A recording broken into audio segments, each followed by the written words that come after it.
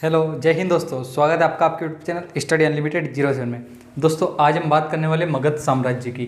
ठीक है, मगध साम्राज्य दोस्तों जो 16 महाजनपद थी उसमें सबसे शक्तिशाली महाजनपद था मगध साम्राज्य। ठीक है, अब दोस्तों यहाँ पर इतने बड़े बड़े जो वंश आए जिनके बारे में आज आपको समझाऊंगा। दोस्तों इनके जो वंशों की जो क्रम है वह एक मैंने ट्रिक बना रखी है। ट्रिक देखिएगा जरा कि मेरी हसीन मासूका 7 साल की है। दोस्तों ट्रिक है, समझना जरूरी है, हंसने की कोई बात नहीं है। मेरी हसीन मासूका 7 साल की है। अब मेरी यहाँ पर साइलेंट है लेकिन जो रेड कलर का आपको दिख रहा है हसीन मासूका 7, यहाँ से आपके वंश निकलेंगे। कैसे निकलेंगे? ह से निकलेगा आपका हर्यक वंश। कौन सा निकलेगा? हर्यक। सी से निकलेगा आपका शिशुनाग। न से निकलेगा आपका नंद वंश। मा से निकलेगा आपका मौर्य वंश। सु से निकलेगा आपका शुंग वंश। का से निकलेगा आपका कर्ण वंश। व 7 से निकलेगा आपका सातवाहन वंश। ठीक है दोस्तों, शुरुआत करते हैं हम सबसे पहला वंश हर्यक वंश। इससे पहले हम जान लेते हैं मगध साम्राज्य के बारे में। दोस्तों मगध साम्राज्य सबसे प्राचीन साम्राज्य है। ठीक है, दूसरी बात इसकी स्थापना करी थी बृहद्रथ ने। किसने करी थी? बृहद्रथ ने। अब यहाँ से समझ लेना दोस्तों कि जो बृहद्रथ था इसका पुत्र था एक जरासंध। कौन था? जरासंध। अब जरासंध जो था, अब आपको पता होगा, आपने महाभारत देखी होगी। अब समझ रहे हो आप अपन कितना प्राचीन इतिहास पढ़ रहे हैं। आपने महाभारत देखी होगी। महाभारत में जो महाबली भीम रहते वह एक जरासंध की दोनों जांघें उखाड़ कर एक इधर और एक इधर फेंकते। यह इनका ही पुत्र था बृहद्रथ का जरासंध। ठीक है दोस्तों, हर्यक वंश की स्थापना करी थी बिंबिसार ने। किसने करी थी? बिंबिसार ने। मगध साम्राज्य का सबसे प्राचीन वंश कौन सा है? आपका हर्यक वंश है। ठीक है दोस्तों, इसकी स्थापना बिंबिसार ने 544 ईस्वी पूर्व में करी थी। कब? 544 ईस्वी पूर्व में करी थी। वह 492 तक ईस्वी पूर्व तक इन्होंने शासन करा। किसने? बिंबिसार ने। अब यहाँ चलना कि जो आपके बिंबिसार थे इन्होंने अंग को जीतकर, किसको जीतकर? अंग को जीतकर साम्राज्य विस्तार करने के लिए अंग को जीतकर अपने पुत्र अजातशत्रु को उसे सौंप दिया। ठीक है, अब यहाँ पर क्या है, बिंबिसार ने साम्राज्य विस्तार के लिए तकनीक अपनाई। कौन सी? कि भैया विवाह करो, दहेज में बड़े बड़े साम्राज्य ले लो, या फिर आप संबंध के जरिए दूसरे जो आपके दुश्मन पड़ोसी राज्य है उनसे आप संबंध अच्छे कर लो, वह भी आपके मित्र, और आप सभी दूर से सुरक्षित हो जाओगे। उसी तरीके से जो बिंबिसार था उसने अपने साम्राज्य का विस्तार करा। उसने 3 प्रमुख शादी करी।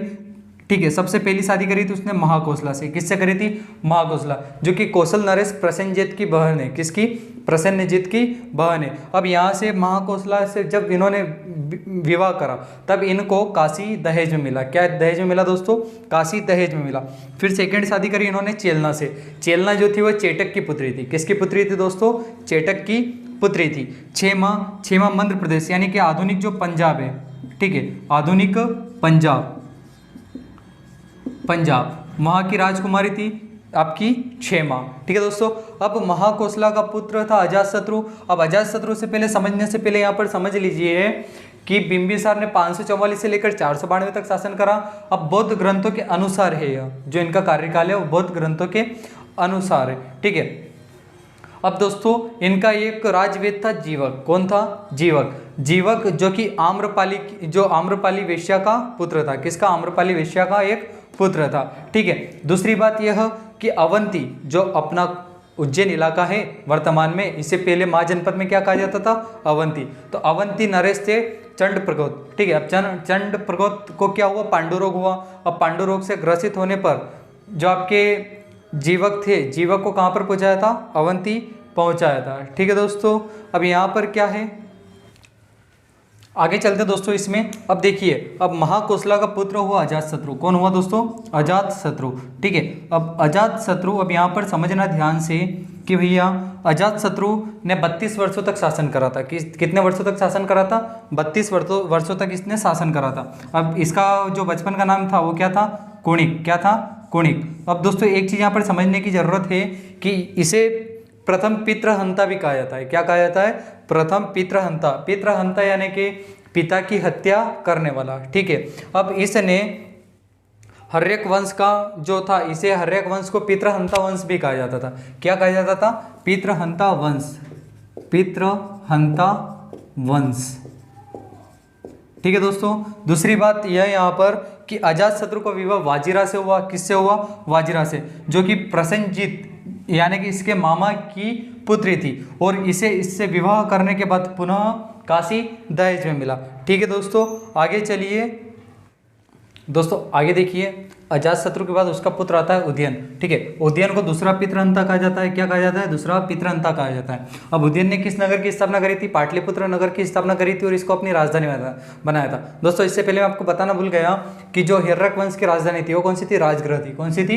राजगृह थी। ठीक है, अब राजगृह को गिरिब्रज भी कहा जाता था। क्या कहा जाता था? गिरिब्रज भी कहा जाता था। अब पाटलिपुत्र जो था ना दोस्तों, सेफ्टी यानी कि सुरक्षा की दृष्टि से सबसे उच्च कोटि का एक नगर था। कैसे? क्योंकि समझिए कि भैया ये आपका हो गया पाटलिपुत्र। क्या हो गया? ये आपका हो गया पाटलिपुत्र। अब एक तरफ तो थी आपकी सोन नदी, एक तरफ थी आपकी गंडक और एक तरफ थी कोसी, और इधर थी राजगिरी की पहाड़ियाँ। ठीक है, तो चारों तरफ से यह सेफ्टी की दृष्टि से, मतलब सुरक्षा की दृष्टि से बहुत अच्छा घिरा हुआ था। ठीक है, अब यह गंगा, गंडक और सोन नदी के किनारे स्थित था। ठीक है,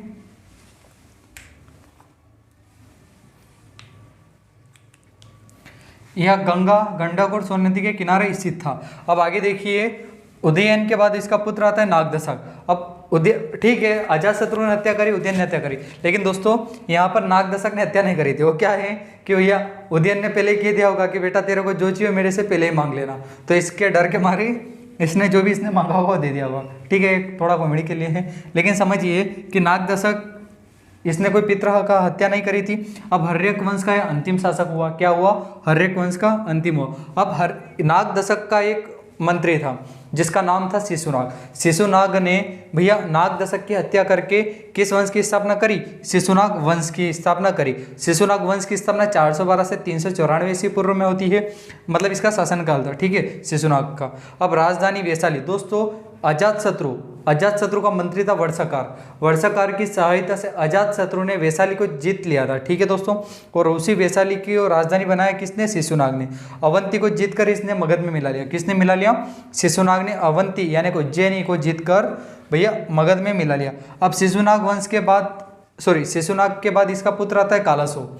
ठीक है, कालाशोक ने फिर राजधानी किसको बनाई? पाटलिपुत्र को बनाई। ठीक है, अब कालाशोक की हत्या करी थी नंद मतलब महापद्मानंद ने, जो कि कालाशोक का मंत्री था। ठीक है, इसकी हत्या महापद्मानंद ने करी और महापद्मानंद ने नंद वंश की स्थापना करी। किस वंश की स्थापना करी?